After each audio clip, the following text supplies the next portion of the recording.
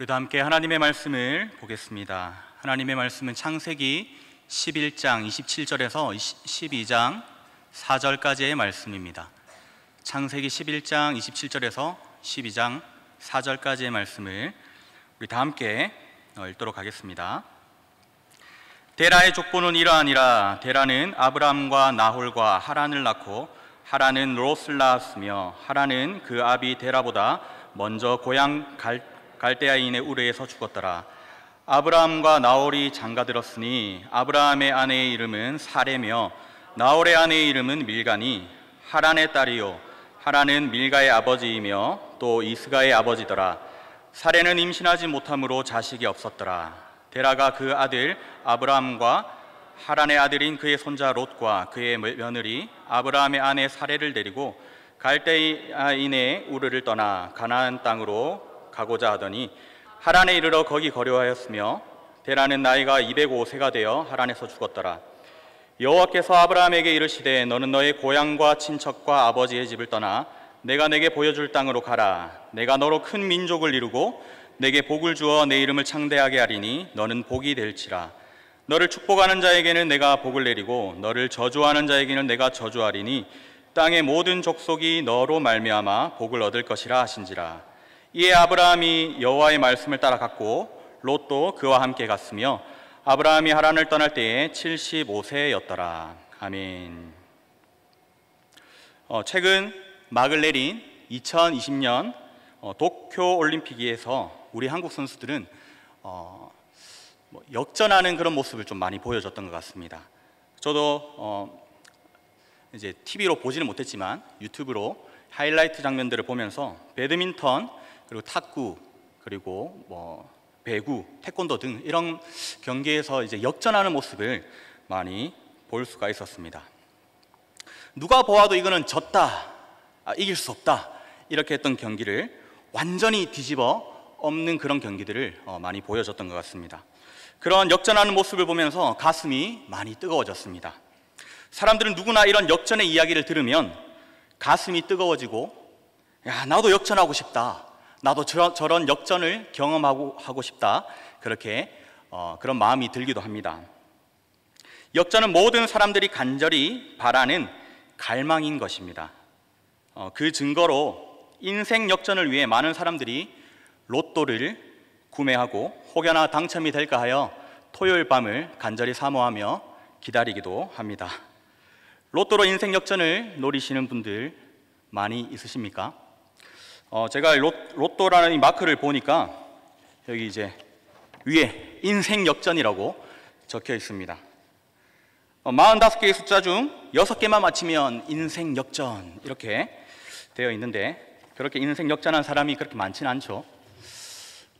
제가 설교를 준비하면서 같이 이렇게 얘기를 나누다가 서영준 목사님께서 로또를 한번 구매해 보는 게 어떻겠느냐 해서 제가 직접 한 개 사봤습니다. 5,000원을 들여서 사봤는데 당첨이 될지 모르겠습니다. 토요일을 한번 기다려 볼 텐데요. 만약에 5개 중에 1개라도 당첨이 되면은 여기 오신 분들에게 한 분당 100만 원씩 제가 드리도록 하겠습니다. 근데 이거 당첨될 거를 생각하고 막 이거 당첨되게 해주세요 이렇게 기도하지 마시고 오늘 하나님의 말씀을 더욱더 집중해서 들었으면 좋겠습니다. 성경에는 완전히 역전한 인생의 이야기가 많이 등장합니다. 예수님의 제자들과 사도 바울도 인생의 역전을 경험한 사람들이라고 할 수 있겠습니다. 평범한 인생에서 예수님을 만나서 구원의 스토리를 써내려갔던 사람들이죠. 저는 오늘 구약의 믿음의 조상이라고 불리는 아브라함의 이야기를 통해서 인생 역전의 스토리를 살펴보려고 합니다. 언제 걸릴지도 모르는 이 로또를 의지하지 마시고 분명하게 확실하게 응답하시는 하나님을 붙드셔서 인생 역전을 경험하는 이 시간이 되기를 축복합니다. 제목을 한번 같이 다시 한번 보실까요?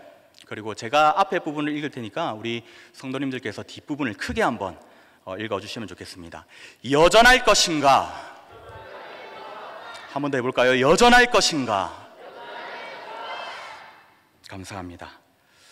첫째로 여전했던 데라의 모습을 우리 한번 살펴보도록 하겠습니다. 오늘 본문에는 데라의 족보가 나오고 있습니다. 데라의 족보이지만 이후로 이어지는 스토리를 볼 때 누구나 주인공은 아브라함이라고 그렇게 말할 수 있을 것입니다. 하나님께서는 창세 이후 끊이지 않는 죄악의 역사 가운데서 아브라함을 불러내십니다. 타락 이후로부터 데라로 이어지는 이 죄의 족보를 아브라함으로부터 다시 시작하게 하시는 구원의 족보로 바꾸시며 세대 교체하시는 것을 보여주고 있습니다. 데라의 족보가 등장하기 전 우리 창세기 역사를 한번 같이 살펴보겠습니다. 자, 1장에는 창세기 1장과 2장에는 하나님의 완전한 창조의 역사가 나옵니다. 그러나 3장에는 아담과 하와가 하나님께서 먹지 말라고 말씀하신 선악을 알게 하는 나무의 열매를 먹고 불순종함으로 죄를 범하였습니다. 그 결과로 어떻게 되었습니까? 그들은 에덴에서 쫓겨납니다. 이때부터 사람은 죄악의 블랙홀이라는 그 곳에 갇혀서 계속해서 끊임없이 죄를 행하며 살아갑니다. 하나님이 만드신 아담의 후손들이었지만 하나님과는 관계없는, 하나님이 없는 삶을 살아갑니다. 4장에서는 어떻게 됩니까? 들에서 가인이 자기의 동생 아벨을 끔찍하게 죽이는 최초의 살인이 등장합니다. 또한 가인의 후손 라멕이라고 하는 사람은 하나님의 말씀을 따르지 않고 두 아내를 취합니다. 이때부터 일부 다처제가 생겼습니다. 만약 하나님이 아내가 많은 것이 좋다면은 처음부터 갈빗대를 더 가져다가 더 많은 아내들을 만들어서 줘야 되지 않겠습니까? 이것은 분명한 죄입니다. 라멕은 자신의 아내들에게 또 이렇게 자랑하는 것을 볼 수 있습니다. 나의 상처로 말미암아 내가 사람을 죽였고 나의 상함으로 말미암아 소년을 죽였도다. 이렇게 교만한, 또 사람을 죽이고도 뻔뻔한 그런 모습을 우리가 볼 때에 이 사람이 얼마나 교만하고 악한 사람이었는지 알 수 있습니다. 6장으로 넘어오면 더 심해집니다. 사람의 죄악이 세상에 가득하여 하나님께서 땅 위에 사람을 지으신 것을 후회하셨다고 말씀하십니다. 그래서 7장에서는 하나님께서 홍수를 일으켜서 심판하셨습니다. 그러나 사람들은 이 홍수 이후에도 정신을 차리지 못합니다. 11장에 되면 더 심해지죠. 바벨탑 사건이 나옵니다. 그들은 탑을 건설하여서 자신들의 이름을 알리고 모여서 흩어지지 않으려고 합니다. 그러나 이것은 하나님의 말씀에 완전히 어긋나는 행동입니다. 창세기 11장 4절을 함께 보시겠습니다. 또 말하되 자 성읍과 탑을 건설하여 그 탑 꼭대기를 하늘에 닿게 하여 우리의 이름을 내고 온 지면에 흩어짐을 면하자 하였더니, 첫째로 이들은 자신의 이름을 알리고 싶어 했습니다. 이는 하나님보다 자기들이 더 높아지려는 교만인 것이죠. 교만은 하나님 앞에서 엄청 큰 죄입니다.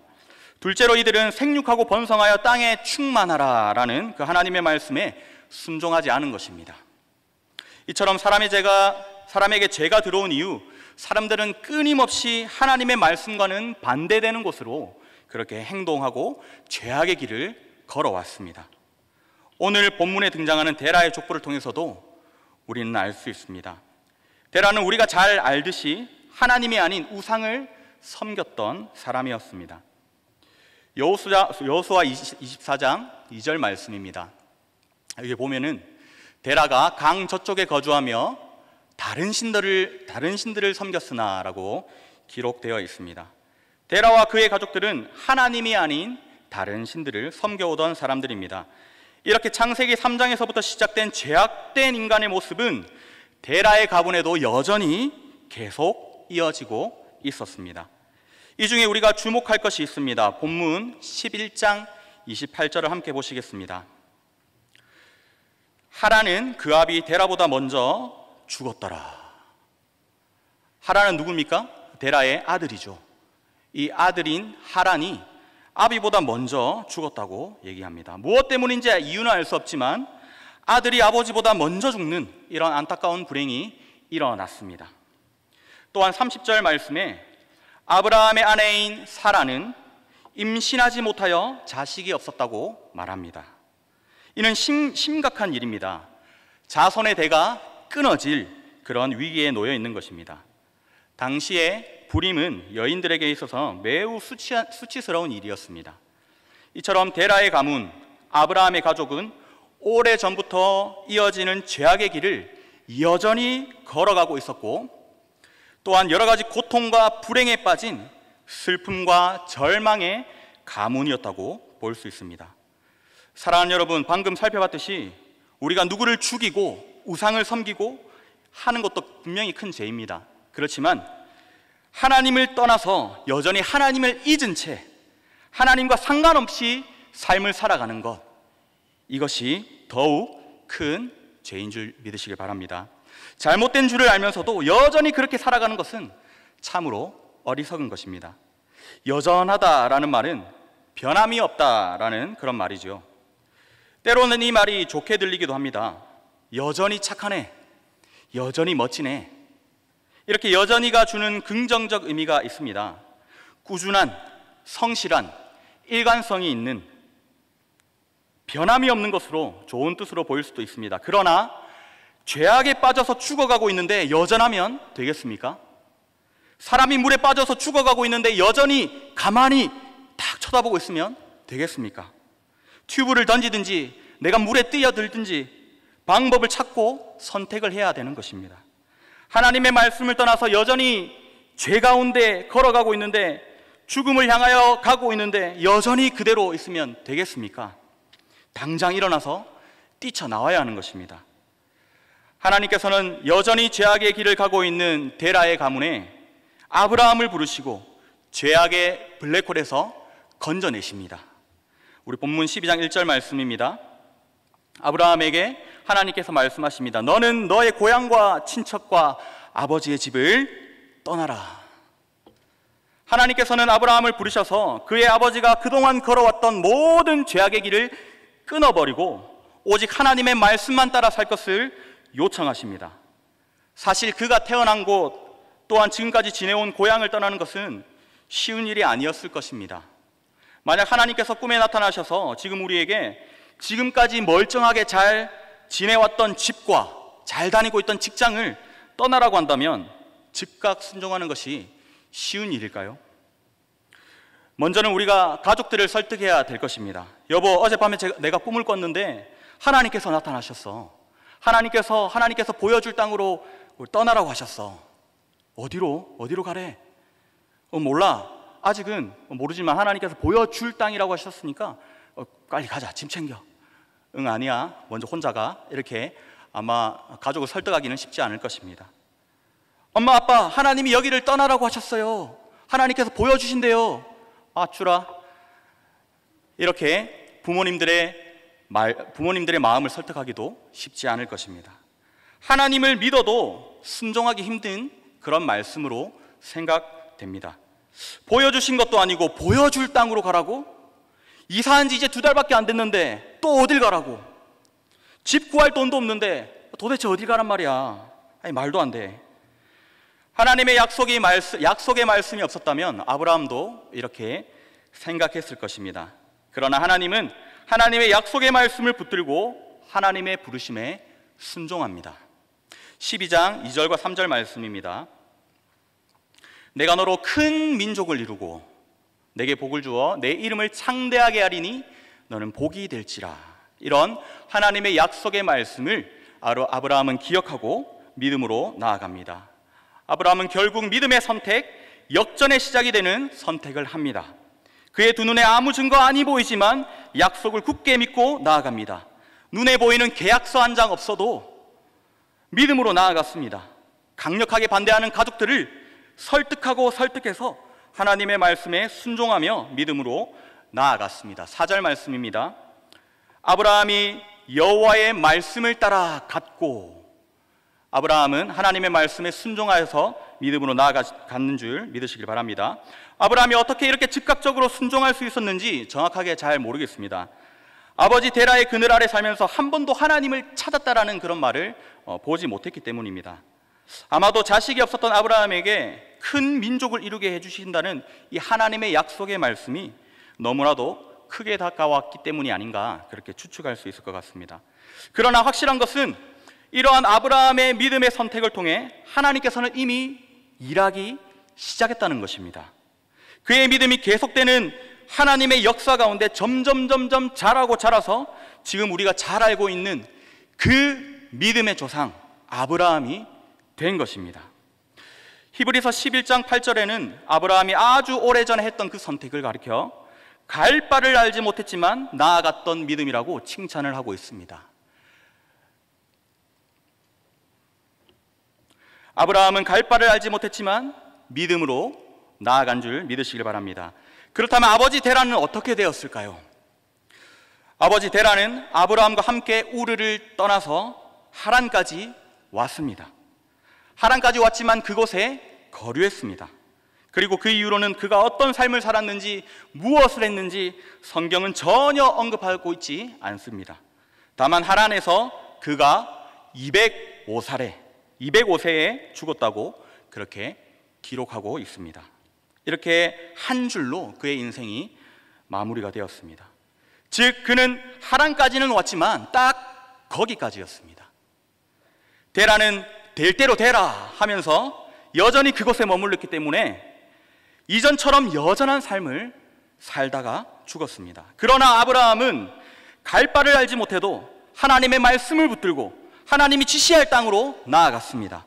또한 하나님께서 약속하신 모든 복을 받아 누렸습니다. 큰 민족을 이루었고요, 이름이 창대하게 되었고요, 아브라함을 통해서 예수님이 오심으로 모든 믿는 자들이 구원의 은혜를 누리는 복을 얻게 되었습니다. 여전한 삶이 아니라 하나님의 부르심에 즉각 순종하는 믿음으로 역전한 삶으로 나아갔습니다. 사랑하는 여러분, 믿음은 직진입니다. 단순합니다. 여러 가지 인간적인 방법만 생각하고 갈 곳이 있니 없니, 돈이 있니 없니, 머리만 굴리고 머뭇거린다면 여전히 그곳에 가만히 머물게 될 것입니다. 그러나 갈 바를 알지 못하도 믿음으로 나아갔던 이 아브라함의 믿음처럼 우리가 믿음으로 나아간다면 하나님께서 우리의 삶을 역전시키시고 우리의 믿음을 기뻐 받으실 것입니다. 우리의 믿음의 선택과 순종의 삶을 통해 하나님께서 일하시고 영광 받으실 줄로 믿습니다. 하나님께서 아브라함을 부르신 것은 다 하나님의 계획이 있었습니다. 창세기 15장 7절을 보시면 갈대아인의 우르에서 이끌어내셨다고 말씀합니다. 여호수아 24장 3절에도 하나님께서 이끌어내어라고 말씀하고 있습니다. 느헤미야 9장 7절에도 하나님께서 갈대아 우르에서 인도하여 냈다고 그렇게 말씀하십니다. 인도하여 내고 이끌어내고 건져내고 구해냈다 이렇게 말씀하고 있는 것을 볼 때에 이것은 하나님께서 분명한 하나님의 계획하심을 따라 죄의 구렁텅이에 있던 아브라함을 건져내셨다는 것을 보여주고 있는 것입니다. 아브라함 스스로가 아니라 하나님께서 죄악의 블랙홀 속에 갇혀있는 아브라함을 건져내신 것입니다. 전적으로 타락한 인류의 역사 속에서 하나님의 무조건적인 선택으로 아브라함을 구속하셨습니다. 이는 지금까지 이어왔던 모든 죄악의 역사의 그 역사를 끊어버리고 가문의 불행과 고통을 종결시켜버리고 새로운 시대, 새로운 민족을 만드시려는 하나님의 구원의 계획인 것입니다. 하나님께서 아브라함을 택한 것은 그의 경건한 자손들을 통하여서 이스라엘을 세우시고 출애굽기 19장 6절에 말씀하시는 것처럼 거룩한 백성이 되게 하기 위함입니다. 또한 그를 통하여서 여자의 후손인 예수님이 오시고 타락한 인류의 구원을 이루시려는 하나님의 구원의 계획인 것입니다. 하나님은 우리 모두가 역전의 삶을 살기를 원하십니다. 또한 각자에게 하나님께서 그러한 계획을 가지고 계심을 믿습니다. 하나님은 어린 시절 방황하던 저의 삶에도 찾아오셔서 믿음의 길로 인도하여 주셨습니다. 저는 어린 시절 축구부 특기생으로 고1 때까지 8년간 축구 선수 생활을 했었습니다. 많은 사람들이 씨름 선수가 아니었냐고 오해를 하기도 합니다만 축구 선수 생활을 했었습니다. 중학교 때까지는 꽤 괜찮은, 또 꽤 잘 나가는 선수라고 평가를 받았었습니다. 한 대회를 하고 나면은 스카우터들이 중학교에 찾아와서 이렇게 선수를 보내달라고 얘기하기도 하는데 여러 군데 이렇게 뽑히기도 했었습니다. 그러나 잦은 부상과 선배들의 구타 속에서 점점 이 선수 생활이 지쳐가고 있었습니다. 이미 속으로는 그만두고 싶은 마음이 계속 마음에 자리 잡고 있었습니다. 때문에 훈련에 집중하지 못하고 다른 것들에 마음이 빼앗겨 버렸습니다. 합숙훈련을 했기 때문에 외출을 주는데요, 이 외출이 주어지면 동료들과 함께 서면에 나가서 같이 술도 마시고 또 깊은 한숨을 담배 연기로 뿜어대기도 했습니다. 물론 고등학교 때 그렇게 열심히 술, 담배를 했던 터라 졸업하면서 술, 담배를 완전히 졸업했습니다. 사건은 그렇게 집중하지 못하고 있던 제게 아주 달콤하게 찾아왔습니다. 선배가 저를 믿고 맡겼는데 선배의 지갑에 제가 손을 대었고, 먹고 마시는 그런 즐기는 것에 제가 그것을 사용했습니다.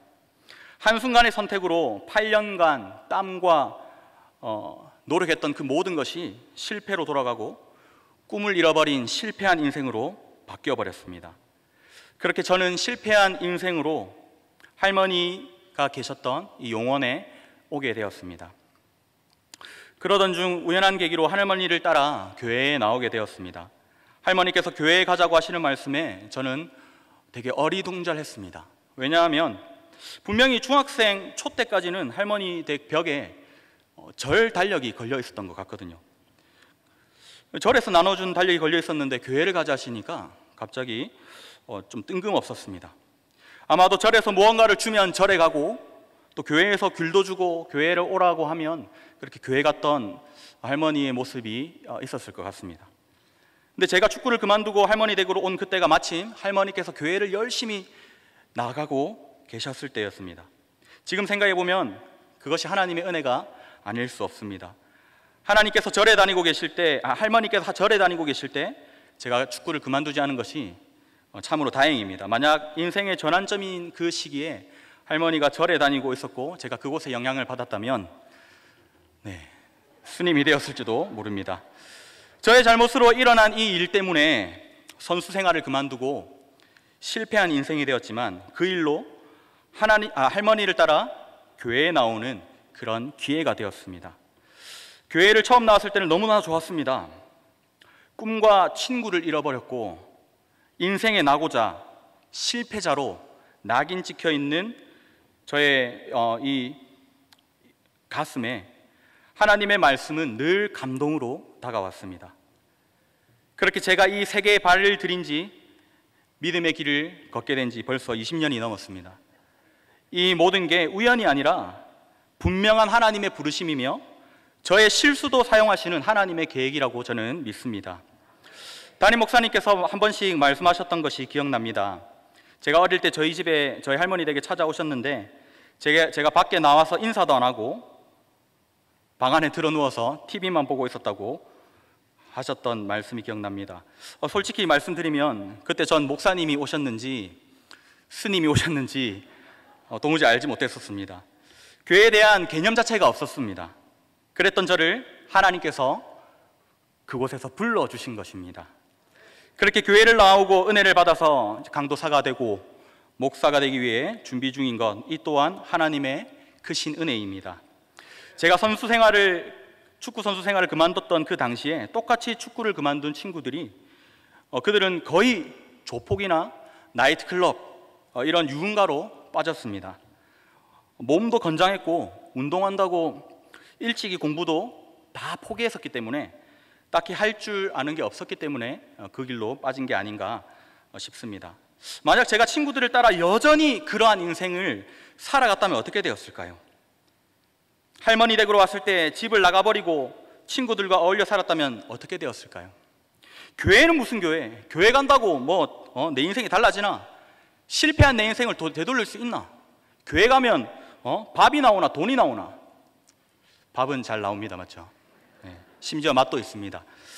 인생에서 실패하고 그대로 주저앉아서 포기하고 마음이 가는 대로 막 살았다면, 여전히 그대로 주저앉아 있었다면 제 인생은 여전히 실패한 인생이었을 것입니다. 생각만 해도 끔찍합니다. 그러나 아브라함이 하나님의 부르심에 믿음으로 말씀을 쫓아 순종해 나아갔던 것처럼 저도 우연한 계기였지만 하나님의 부르심에 순종하며 지금까지 포기하지 않고 믿음의 길을 걸어왔습니다. 그 결과 믿음의 가문을 세우게 하셨고 하나님께서 맡겨주신 사역을 감당하는 사역자로 살게 하셨습니다. 이전과는 비교할 수 없는 역전한 지금의 저의 모습으로 하나님께서 세워주셨음을 저는 믿습니다. 사랑하는 여러분, 하나님의 말씀에 믿음으로 순종하는 것 어렵게 보이지만 그리 어렵지 않습니다. 계속되는 선택의 기로 속에서 단순하게 하나님만 선택하고 믿음으로 살아가면 됩니다. 좌로나 우로나 치우치지 말고 오직 말씀만 붙들고 직진하면 됩니다. 크신 하나님 앞에서 작디 작은 우리의 경험과 생각, 이것을 내세우지 말고 우리의 생각보다 크신 하나님을 붙들고 나아가면 되는 것입니다. 어떻게 할지 모르겠을 때, 어디로 갈지 모르겠을 때 여러 가지 생각할 필요가 없습니다. 오히려 우리의 시야가 더 흐려질 뿐입니다. 오직 하나님만 바라보고 나아가면 됩니다. 코로나가 와서 어렵고 힘들어도 우리는 믿음의 선택을 해야 합니다. 코로나라서 안 돼. 코로나 때문에 할 수 없어. 에이, 어쩔 수 없지 라고 말하면서 포기하고 여전한 모습으로 가만히 있으면 안 됩니다. 믿음의 선택과 순종이 필요합니다.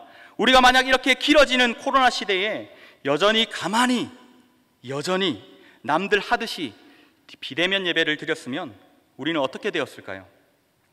담임 목사님께서 말씀하셨듯이 일제시대 이후 우리의 신앙을 보여줄 기회가 없었지만은 지금이야말로 우리가 우리의 믿음을 보여줄 수 있는 기회인 줄 믿습니다.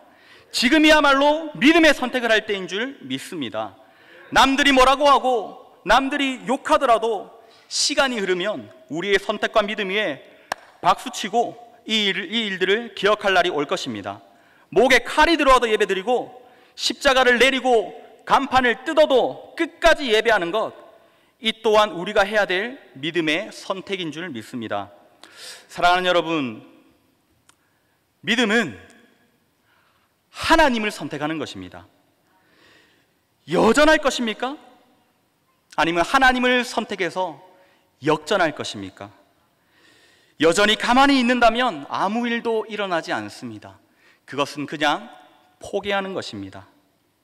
그러나 역전을 꿈꾸고 믿음으로 하나님을 선택하면 하나님께서 우리를 붙드시고 책임지시고 하나님의 방법대로 일하시고 역사하실 것입니다. 하나님이 부르셨을 때에 갈 바를 알지 못했지만 믿음으로 나아갔던 아브라함처럼 믿음으로 순종하며 나아가서 매일매일 역전의 삶을 살아가는 저와 여러분들의 삶이 되시기를 주님의 이름으로 축복합니다. 아멘.